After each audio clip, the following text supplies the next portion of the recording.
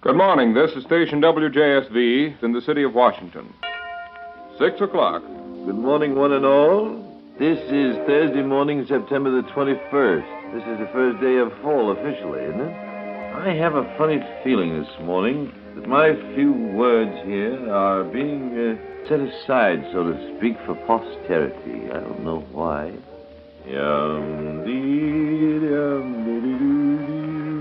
Robert William Hyde of Jackson Avenue in Riverdale is 2 years old today. Hello, Robert. Here's Joe King with the news.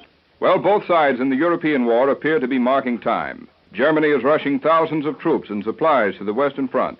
Jewish refugees from Poland are said to be in a state of terror as a result of the Romanian government's order that all undesirables must leave the country in 15 days. This is Columbia Station for the nation's capital. About this time of day, does your face look a bit fatigued? If you're going out tonight, take a Woodbury facial cocktail first. Lovely debutantes give their complexions this beauty cocktail with Woodbury every afternoon before the evening starts. Get Woodbury today. 9 o'clock at WJSV, Washington.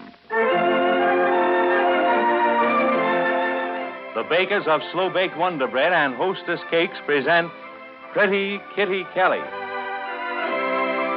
Michael Conway, Kitty's former sweetheart, now her lawyer, is working with might and main to prove Kitty innocent of the murder of Mademoiselle Helene Dupin. Now, this pawnbroker's a new angle. Yeah? He sold the gun to whoever shot Mademoiselle Dupin. Hey, wait a minute. This pawnbroker. Yeah? His name ain't Glicker, is it? An old guy? Well, I don't know what he looks like, but that's his name, all right. I've been fishing with him for the last week. You bet. Yeah, he's up in the Catskill Mountains. Here is the latest news from other parts of the world. The capital city of what was Poland, Warsaw, still holds out on the 13th day of the siege, battered by bomb and shell, starved, its great buildings destroyed. One of the heroic last stands of all time. This is the Columbia Broadcasting System. If you mean to buy a new fur coat, be forewarned by this good advice from Zlotnik the Furrier. Prices on imported goods are going up. Furs, for example. Insurance rates for transporting furs from Central Europe have jumped 3,000%. Now is the time to buy your furs. Zlotnik the Furrier at the sign of the Big White Bear, 12th and G Street. Washington, D.C., September 21st. The Congress of the United States convenes in extra session. Right now, the members of the House and the Senate are all sitting quietly in their seats. There are many ladies in the audience, and they're all dressed in bright new autumn clothes. And here's the ovation for the president as he stands there and now lifts his splendid head to smile at the crowd in his usual manner. Ladies and gentlemen, the President of the United States. Last January, I told the Congress that a war which threatened to envelop the world in flames has been averted. But it has become increasingly clear that peace is not assured. I should like to be able to offer the hope that the shadow over the world might swiftly pass. I cannot. The facts compel my stating with candor that darker periods may lie ahead. You have heard the address by President Roosevelt.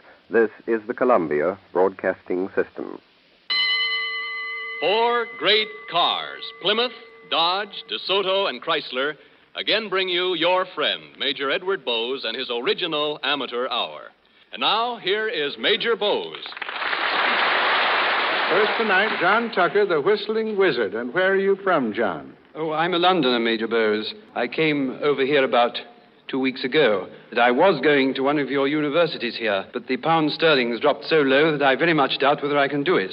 I believe, though, that I'm the only person who can do whistling in counterpoint. You mean whistle 2 different melodies at the same time? Can you manage a Bach fugue? Yes, Major Bowes. Strangely enough, I can.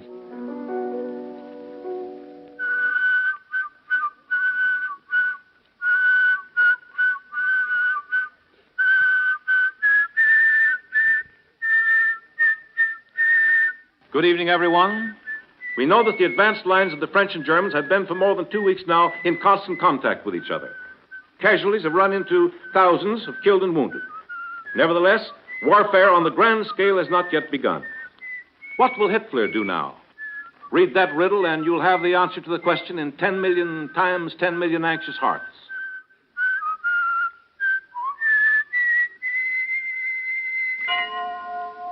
12 o'clock midnight. WJSV, Washington.